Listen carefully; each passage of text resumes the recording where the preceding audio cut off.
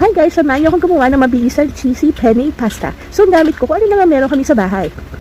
Una, magpakulo tayo ng tubig at lagyan ito ng asin at mantika.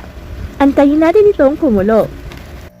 Tapos, ilagay na ang pasta kapag kumukulo na ang tubig. Hayaang kumulo ito hanggang lumambot. Sumunod ay magisa naman tayo ng bawang at sibuyas sa isang hiwalay na malaking kawali. Pagkatapos ay idagdag natin dito ang spaghetti sauce. Hintayin kumulo at haluin from time to time. Pagkatapos, pwede na natin idagdag ang mozzarella at cheddar cheese. Pag natunaw na ang mga cheese, tikman. Dagdagan ng asin, paminta o asukal according to preferred taste. Pag okay na kayo sa lasa, ay pwede na natin idagdag ang drained pasta at ihalo na sa sauce. Pag nahalo na ng mabuti, pwede nating dagdag